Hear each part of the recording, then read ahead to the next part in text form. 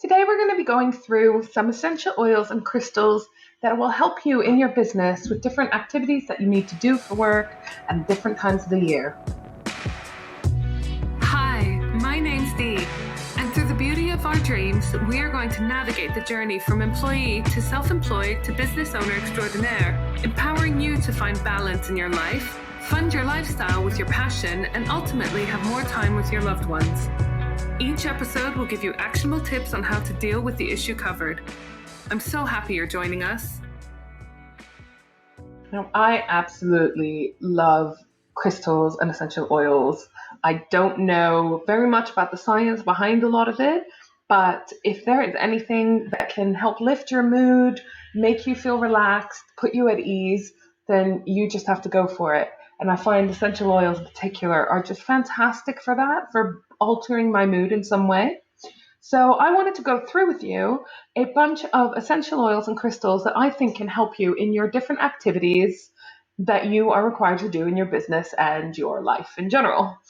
So I'm going to start with some essential oils. Most of these are super common oils that you should be able to find at any kind of pharmacy or Whole Foods or, if you live in England, Holland and Barrett, or just online. But they're very, very easy to find. Same with the crystals as well, especially on Etsy, for example, you have loads of people that are selling crystals in different sizes and shapes. And the ones I've picked are very affordable. They're not the super expensive ones that have fallen from the sky and cost, £50 for a speck of the crystal dust. I have gone for very easy to find crystals, as well as, I should say, easy to find on Etsy, not in nature. But they're very accessible and they're very affordable. So I want you to imagine that you are having a day where you're particularly stressed and anxious. Maybe you have a week or a month of it. Well, what could you do? What could you use to possibly help relax you and calm you down? I would like to say with the oils as well, I love having my electric oil diffuser. It's not everyone's preference, but I have pets, so I can't really, with my cat, I can't really have reed diffusers around because obviously for him, that's just a toy for him. And I also like the fact that most quality electric oil diffusers will stop once they have run out of water, which reduces the fire risk. But also, I find that if you use quality essential oils as well as a quality diffuser, you actually need to use much less of the oils in the diffuser to get that same kind of amount of smell. And a good diffuser will also sort of disperse the smell throughout the room. So you don't have to be sort of hovering, inhaling right over it in order to smell what you want to smell. So going back to the need to relax and calm yourself down in certain situations, I absolutely love lavender for this. Now, again, I think a lot of people cringe when they hear lavender because they think of their grandmother. Again, if you get really, really good essential oils, the lavender does not smell like old grannies. It just smells soothing and calming.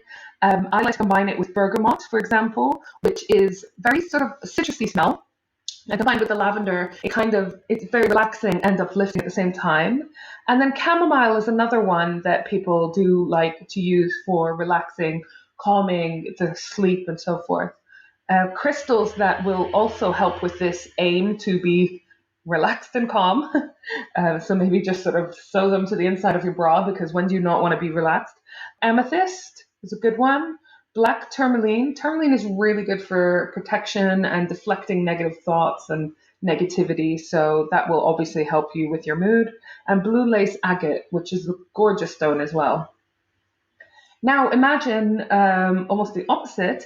You need something energizing and mood lifting. Maybe you have a very active day and you need to make sure you're on form, or you've got a lot of things on your to-do list and you really want to smash through that to-do list and get things done. Well, then I really recommend peppermint for this. Again, sometimes people cringe because obviously they think of like bubble gum or whatever flavored peppermint flavored gum, but a really, really good essential oil, the peppermint, will be delicious. I don't mean you should eat it. You should definitely not be drinking the essential oils. But one tip for peppermint as well is that I have found out recently it is the best thing for alleviating my headaches. what you can do is put a couple of drops in the palms of your hands and breathe in. Now, make sure the fumes do not go in your eyes. Even the fumes can make your eyes water and sting like mad. So make sure that you're cupping your hands so that the fumes are not going out straight into your eyes. You might also want to add a bit of the peppermint oil to your temples or the back of your neck. And it can really, really help with headaches and getting rid of them before they sort of develop into migraines or something worse. So peppermint for lifting the mood and for energizing you. Any citrus fruit as well. I really am obsessed with doTERRA lime at the moment. It smells amazing. And the Neal's Yard lemon as well is really, really good. So they obviously are very alive and awake oils. And again, bergamot because it's got that real citrusy feel. And frankincense as well. Frankincense is the king of oils, they say. It's supposed to be just good for every mood and really empowering. So I love it for this, for energizing and lifting your mood or keeping your mood lifted. Crystals, carnelian is really good for this because it is a stone for courage, and amber as well. So those would be the crystals I'd recommend to help you propagate this mood. Now, anxiety relief. Anxiety is obviously something that a lot of people suffer a lot of the time, and oils can really help you with this and can definitely, if you catch it in time, help you before you get yourself into too much of an anxious state. Lavender, again, is a really good one for calming, soothing you. Lemon as well. There's something so cleansing about that smell of lemon. And again, if you get a good oil, it does not smell like dishwasher fluid, washing up liquid. It will smell just fresh and like, walking through an orchard. So make sure, again, you buy quality ones. If you live in the UK, I think it's in the US as well, Neal's Yard remedies are absolutely amazing. And again, for what they are and the quality they are, quite affordable for most of these oils. They do have the much more expensive ones, the jasmine and the rose, for example, but the other ones, the lemon one is really affordable and they go a really long way, again, if you combine it with a good oil diffuser.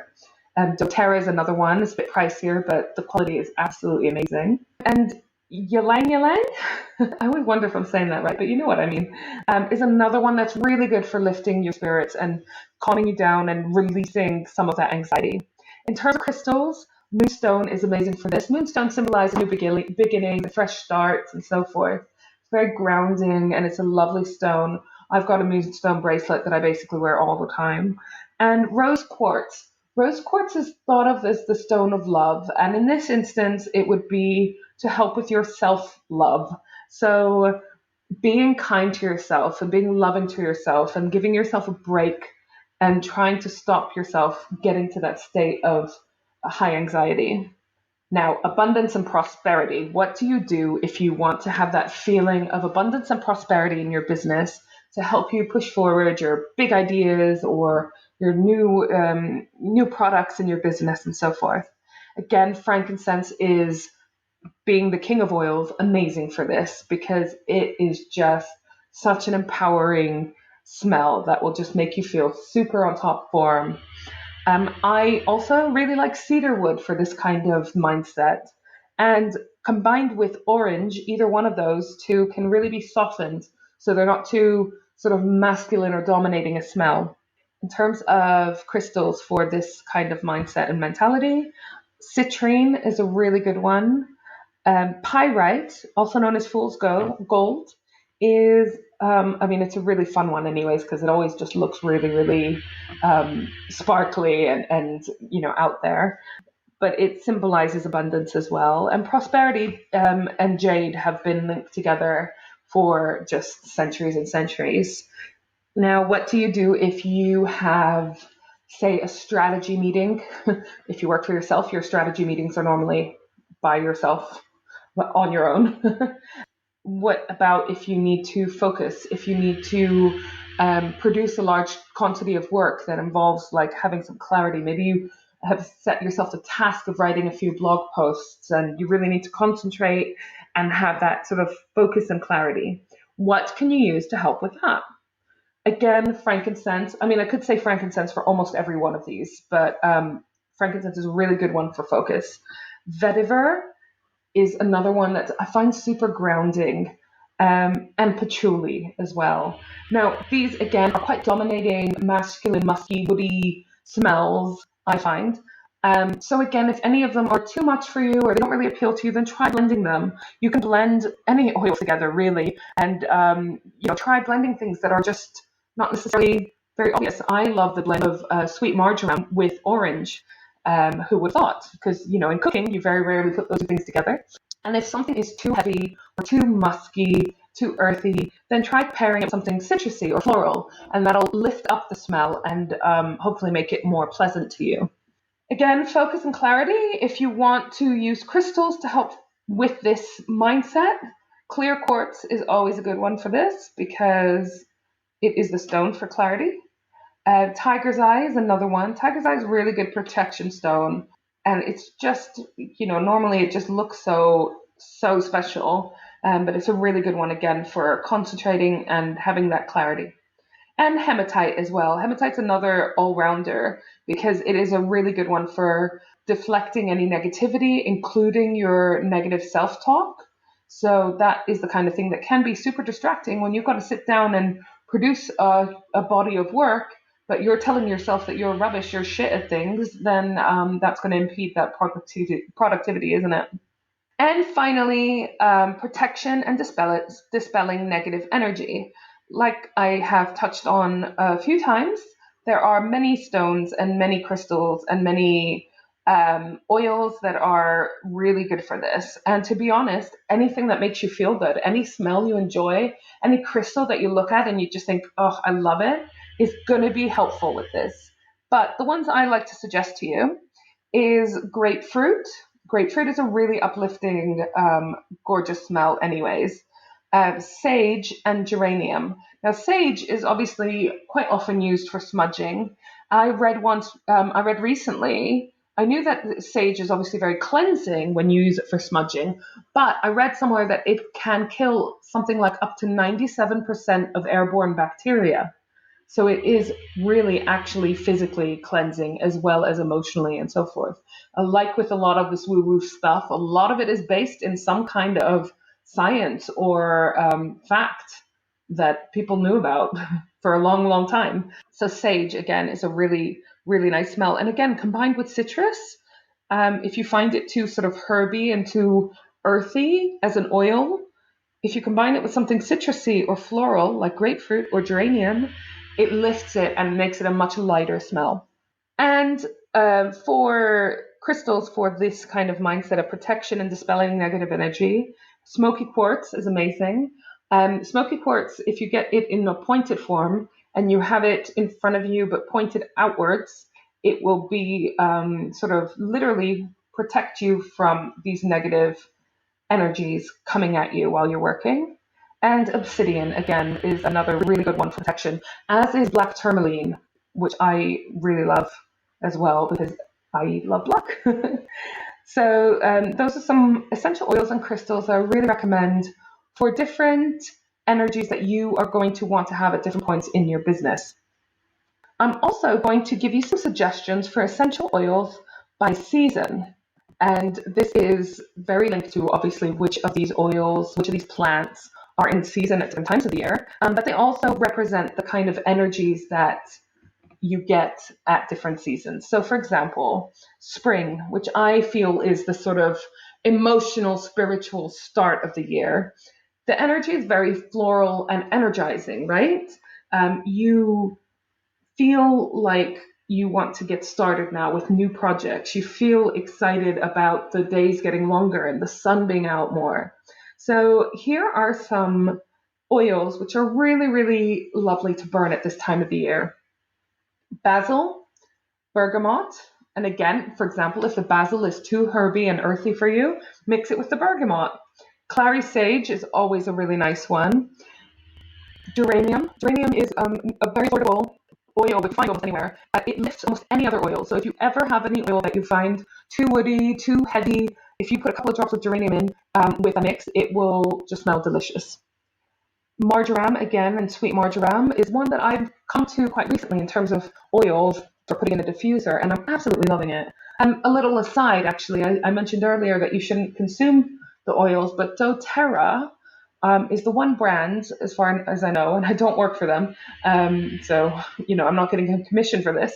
But they have got food grade oils, so their herbs and their spices, their ginger, their marjoram, their oregano, are food grade, so you can actually use them in cooking, and you have to use them so sparingly. I mean, I have the oregano or oregano, depending on how you want to pronounce it, and you can't even in a big bowl of pasta sauce put one drop of this in. It will be too overpowering. You have to literally put a toothpick into the bottle of oil and then mix it in this big bowl of pasta sauce, and you can taste it so strongly, and it's such a lovely flavor. They also have a lot of their citrusy oils as that are also food grade that you can add to water. And again, you put one drop into a large bottle of water and it flavors the whole thing. So that's really convenient for you if you're trying to keep your water intake up, but you struggle with just drinking plain water solidly. So like the tangerine one is delicious. The lime one I mentioned earlier, delicious. And again, doTERRA is a little bit pricier than other oil brands, but the bottle contains 250 drops of oil, the average size bottle. So if you think how many bottles of flavored water you can make from that, it works out fairly reasonable. And like I said, absolutely delicious. Mei Chang is another spring flavor. Now, again, Mei Chang I only discovered a couple of years ago, and now I'm obsessed with it. It's really citrusy again. It smells really, really like lemony, but again, with no hint of washing up liquid at all. So if you haven't ever smelled it, check it out. It's a real surprise and delight. Neroli is another good spring one. Now, Neroli in its in its quality form is quite pricey. So it normally comes in smaller bottles and it's still quite a lot more than the other oils. But, maybe you treat yourself one day, your birthday oil. Palmarosa is another good one for spring. But again, it is really, really earthy. So some people love that. They love the grounding smell of this. And other people find it too much. And then another treat oil, shall we say, is rose. If you find yourself a good quality rose oil, like again the Neal's Yard one, absolutely delicious. Again, quite pricey, so you buy smaller bottles. But if you ever want to treat yourself, then I recommend getting a rose oil. If rose isn't your thing, then maybe jasmine. But if you buy a quality one, it is absolutely delicious. If you manage to find a cheap rose or a jasmine oil, then chances are it's not as going to be as strong a smell because it'll be much diluted. It won't use as many of the rose petals to create the oil, for example. It'll be less dense. Now, summer oils. These will be cooling and sweet. I am a big fan of cardamom oil. Again, it's one I discovered recently.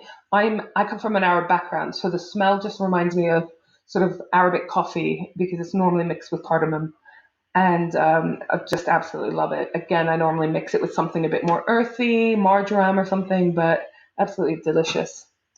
Citronella is a really good one for the summer. A lot of people will know that it can be quite good for bug repellent. So if you do have candles with it or oil diffusers or reed diffusers in the summer, it can really, really help as a natural way to keep those little fuckers away from you. Ginger. Ginger is a weird one, because I cannot stand the smell of it on its own. I absolutely is just not one that I would ever have in my diffuser on its own. But if you mix it with citronella, if you mix it with lemon, if you mix it with some of the other ones, peppermint, and weird combinations you'd never think would work. I mean, you would never think maybe that you'd even have a ginger oil to put in a diffuser, but it really, really does smell delicious. Something about combinations of these earthy ones with the lighter citrusy or floral ones, it really makes the smell so much more complex and delicious. Jasmine is a great one for the summer. Again, lemon, lime, any of the fruity ones, they really go with that summer vibe, right? Peppermint is another one, and rosemary and sandalwood. Again, rosemary, sandalwood, very earthy, heavy, musky, woody smells, but if you are not a fan of that, don't dismiss them because you just mix it with a bit of lime or a bit of the citronella, maybe some jasmine. Now, the autumn smells are possibly some of my favorites. because when we think of autumn, we think of like Halloween and harvest and things that are spicy and warming. So pumpkin pie and Thanksgiving and all those things, right? So you can get oil, you can get an allspice oil, which is basically the smell of autumn. And so I absolutely love that. Black pepper again and cinnamon are really great, and clove. So all of these things that you associate with cooking at that time of the year, you could put them in your blender and just have that smell of pumpkin pie every day, all day, which is just amazing. Again, frankincense, I talked about it a lot, but really it's an all-rounder. And patchouli, rosemary, sandalwood, and vetiver, again, those kind of earthy smells, because it is a very, it's a time for the harvest and plowing the fields and having those kind of, root vegetables in your cooking. So those are the kind of oils that you're going for. And then winter, again, woody and festive.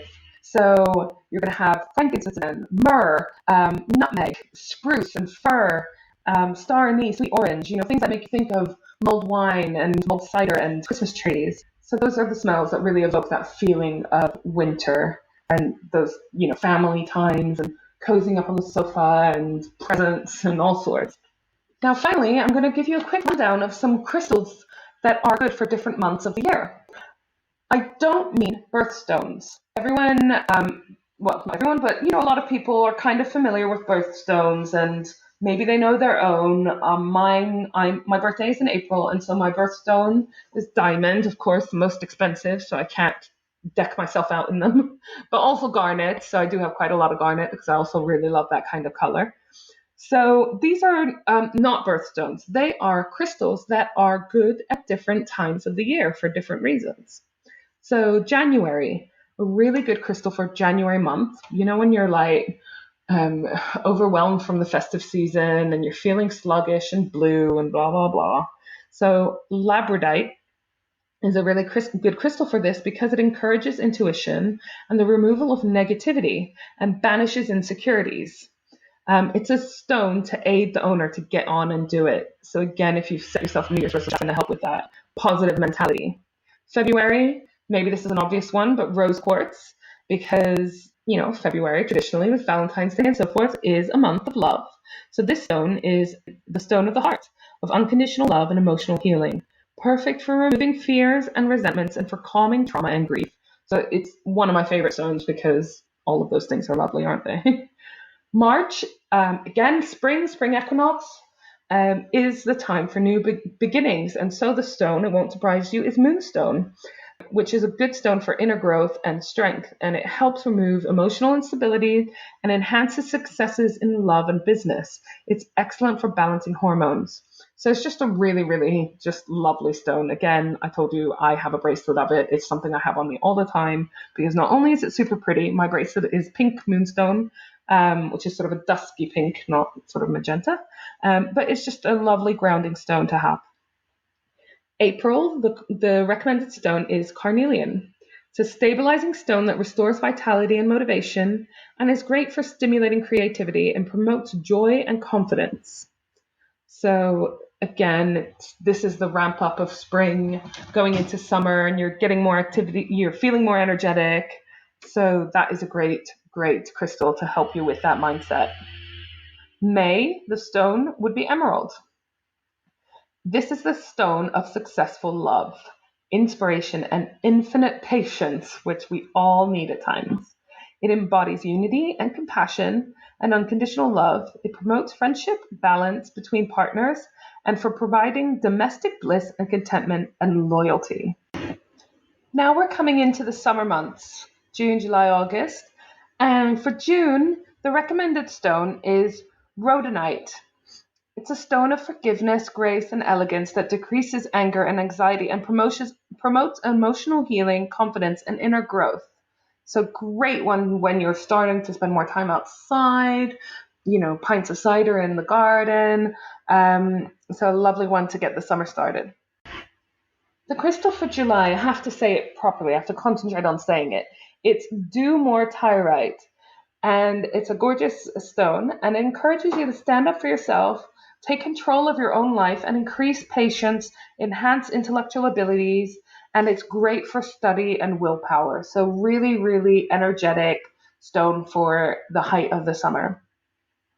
August is one of my favorites. If you have listened to my podcast or know anything about me, you know I'm obsessed with the moon. And the stone for August is selenite, which is the moon stone.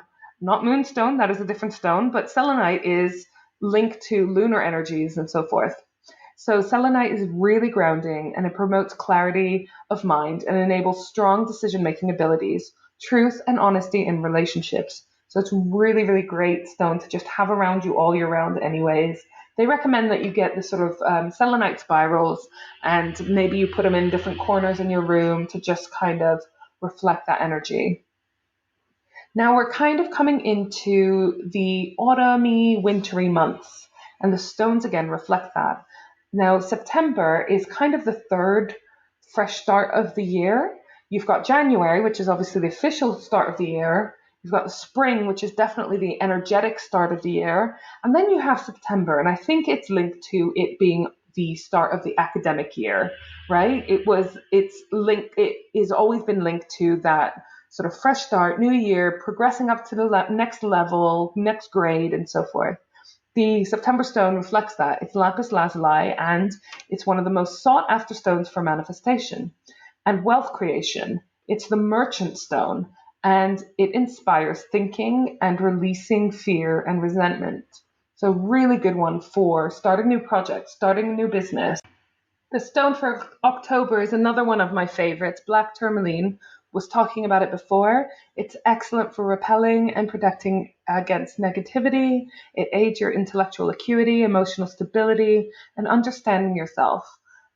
If you're spiritual, quite a lot of different religions and spiritual beliefs revolve around this being the time of the year where the veil is thin and we are closer to the spirit world. At the same time, that's quite exciting, but you need to protect yourself against it. And black tourmaline is really good for that. And just generally repelling any kind of negativity. November, the stone is clear quartz. Clear quartz is known as the master healer. It's a stone of power. It normally amplifies the energies of the other stones you have around it. And it's one of the most versatile. It protects against negativity, and it amplifies intentions and relieves pain. So a lovely, beautiful stone there. And December, finally, the recommended stone is sodalite. It is excellent for the mind as it eliminates confusion and encourages objectivity, truth, and communication. It soothes panic attacks and releases fears, phobias, and guilt. And again, that is a lovely stone for this time of the year where we are spending so much time snuggled up on the sofa, reflecting and thinking about what we want to achieve in the following year. Now, I just want to say those crystal recommendations for each month were given to me by Emma Hands at Hands Serenity Holistic Health. And if you want to contact her, she's a Reiki practitioner. She does distance Reiki and house clearings and in-person Reiki. Emma at handserenity.com. She's absolutely fantastic, and those recommendations have come from her. Thank you very much for listening to this podcast episode. I really hope you got some ideas in terms of oils and crystals that will help you with different moods and different energies throughout the year and throughout your tasks in your business and in your life. Next week's episode is a really exciting one because I have been asking all of the guests on this season's podcast different questions about their favorite books and their favorite podcasts. And next week is a compilation of all of their answers. So if you want to get ideas on what to read, fiction and nonfiction, and different podcasts to listen to for entertainment and for business growth, then the next week's episode is the one for you. Giving up your day job could be the best thing you ever do. Make sure you join us next time on the Beauty of Our Dreams podcast. Thanks for listening.